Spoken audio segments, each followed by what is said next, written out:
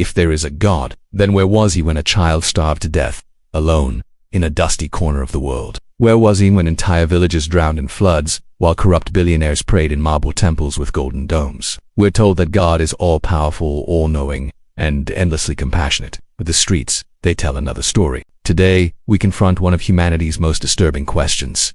If there is a God, why doesn't he protect the poor and innocent? And what if the question itself is the beginning of a deeper truth?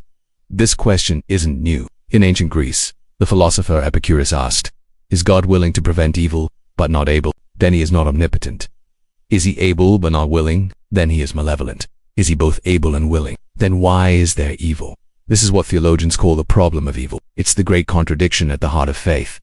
A loving God, presiding over a world filled with pain. Centuries later, thinkers like Voltaire, Nietzsche, and Bertrand Russell would echo the same concern. Richard Dawkins calls religion a mind virus, claiming that it spreads illusions and justifies injustice. But is the question as simple as it seems? Or are we asking the wrong question entirely?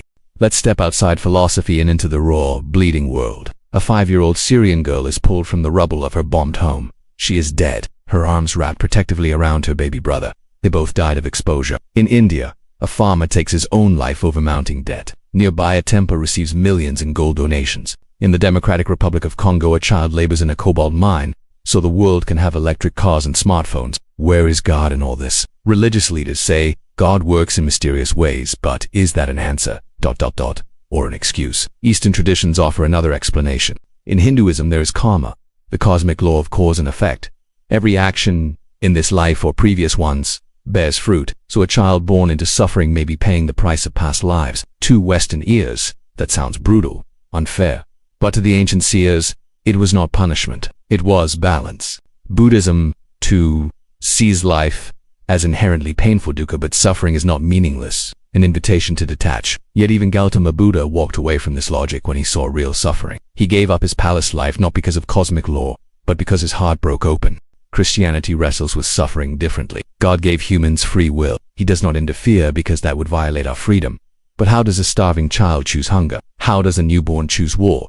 The story of Job is central here. A good man, a faithful man, yet tested with loss, pain, and despair. When Job demands answers, God replies not with explanations, but with questions. Where were you when I laid the foundations of the earth? Maybe ...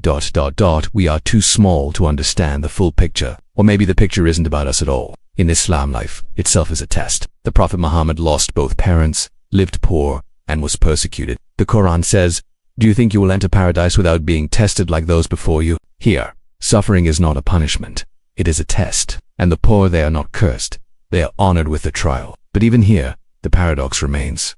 Why are some never relieved? Why do the corrupt thrive while the pious starve? Modern psychology shifts the lens. Viktor Frankl survived the Holocaust. He watched his family die. Yet he wrote, "He who has a why to live can bear almost any how." His message: suffering without meaning breaks us, but suffering with meaning ... transforms us. Jordan Peterson echoes this. Life is suffering, but we must carry it like a cross. Neurologically, trauma without context leads to PTSD. But when framed as sacrifice or purpose, it builds resilience. Mystics across cultures said something radical. God is not a person out there. God is the light within. The Sufis danced to lose ego and remember the divine. Advaita Vedanta said, "You are not separate. You are that." Meister Eckhart, the Christian mystic, wrote, "The eye with which I see God is the same eye with which God sees me." What if we are not asking God to act because we're supposed to be God's hands? Let's speak plainly now. The world is not fair. Not because God made it unfair, but because we did. We built systems that reward greed and punish compassion. 1% of the world controls 50% of its wealth. Religious institutions own billions, while millions go hungry. The question is not, where is God? The question is, where is our humanity? What if the role of God is not to save us, but to awaken us? What if suffering exists not as failure, but as a call to act, to evolve, to love? Maybe we keep asking, why doesn't God help? And God keeps whispering, why don't you? What if God sent someone to feed the hungry, to comfort the child, to rebuild the village? And what if that someone ... was you? We are waiting for God, while God may be waiting for us. If this touched you, share it. Let this message ripple, because truth doesn't live in silence. Subscribe for more. Comment your thoughts. And next time you see someone in pain, don't ask, where is God? Ask, where am I?